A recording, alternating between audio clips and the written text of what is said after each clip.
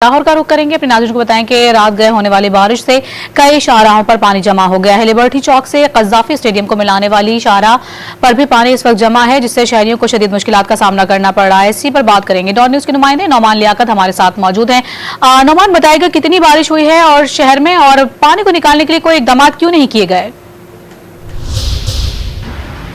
देखिए जी, लाहौर में रात गए होने वाली बारिश से मौसम में खासी तब्दीली आई है। गर्मी और हब्स के जोर में भी कमी हुई है। बराने रहमत के बाद इस वक्त ये ज़हमत बन चुका है शहरियों के लिए। मुतअद्दिद इलाके इस वक्त भी ऐसे हैं जो ज़ेरे आब आ चुके हैं और पानी को निकालने के लिए यहाँ से इक़दाम नहीं किए गए हैं। मैं कज़ाफी स्टेडियम के बाहर मौजूद हूँ।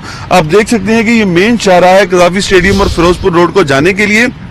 ये पूरा जो रोड है वो एक नदी नाले का मंजर पेश कर रही है। यहाँ से पानी को निकालने के लिए अब तक कोई इक़दाम नहीं किए गए हैं।